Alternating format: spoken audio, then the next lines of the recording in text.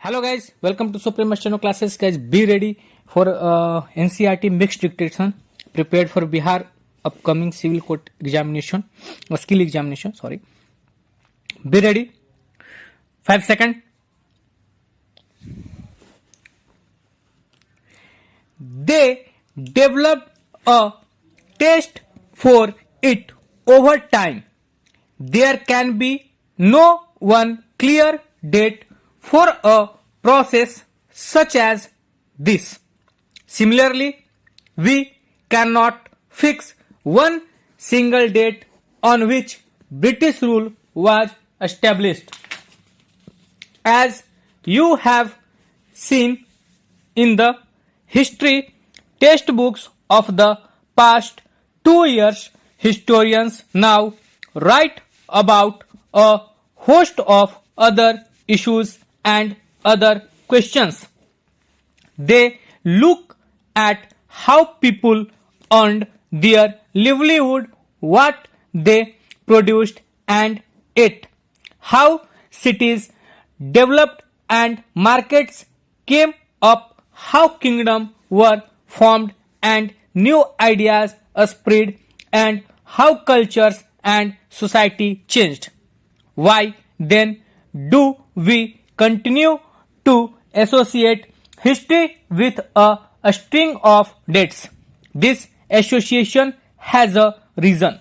There was a time when history was an account of battles and big events.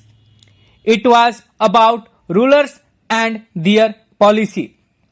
Historians wrote about the year a king was crowned, the year he married, the year he had a child, the year he fought a particular war, the year he died, and the year the next ruler succeeded to the throne. For events such as these, specific dates can be determined, and in histories such as these, debates about dates continue to be important. When we write history or a story, we divide it into chapters. Why do we do this? It is to give each chapter some coherence. It is to tell a story in a way that makes some sense and can be followed. In the process, we focus only on those events that help us to give shape to the story we are telling. In the histories that revolve around the life of British governor generals, the activities of Indians simply do not fit. They have no space. What then do we do? Clearly, we need another format for our history. This would mean that the old dates will no longer have the significance they earlier had. A new set of dates will become more important for us to know. Why do we try and divide history into different periods? We do so in an attempt to capture the characteristics of a time, its central features as they appear to us. So the terms through which we periodize, that is, demarcate the difference between periods, become important. They reflect our ideas about the past. They show how we see the significance of the change from one period to the next. In this book, you will read about the way the British came to conquer the country and establish their rule, subjugating local nawabs. You will see how they established control over the economy and society, collected revenue to meet all their expenses, bought the goods they wanted at low prices produced crops they needed for export, and you will understand the changes that came about as a consequence. You will also come to know about the changes British rule brought about in values and tastes, customs and practice.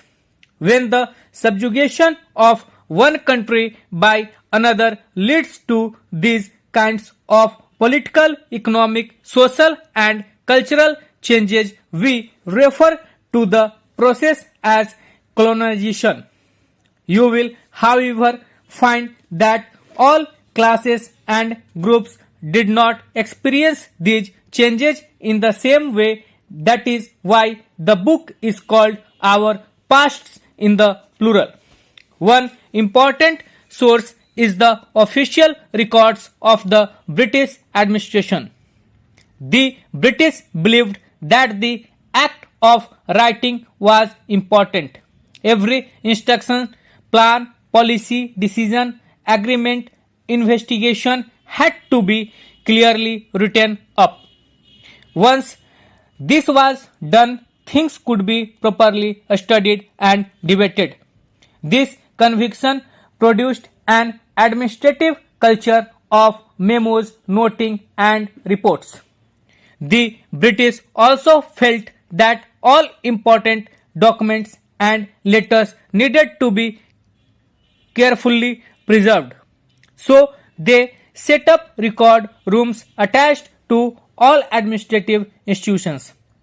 The village officer's office, the collectorate, the commissioner's office, the provincial secretaries, the law courts all had their records rooms. Specialized institutions like archives and museums were also established to preserve important records. Letters and memos that moved from one branch of the administration to another in the early years of the 19th century can still be read in the archives. You can also study the notes and reports that district officials prepared or the instructions and directives that were sent by officials at the top to provincial administrators. In the early years of 19th century, these documents were carefully copied out and beautifully written by calligraphists. This is by those who specialized in the art of beautiful writing. By the middle of 19th century, with the spread of printing, multiple copies of these records were printed as proceedings of each government department.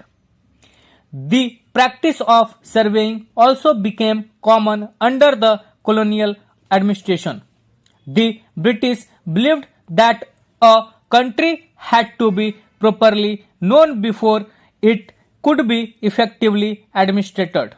By the early 19th century, detailed surveys were being carried out to map the entire country. Stop. So guys, ये आपका 800 words का dictation है. Hope so आप लोग इसे अच्छे से लिखे होंगे, और जिनकी भी कल एसएससी की स्किल है उनको ऑल दी बेस्ट. वो अपना अच्छे से स्किल दें. एग्जामिनेशन हॉल में घबराना बिल्कुल भी नहीं है.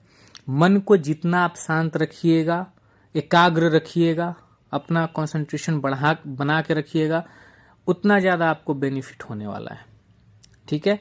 अपने आउटलाइंस को एकदम साफ साफ लिखिएगा.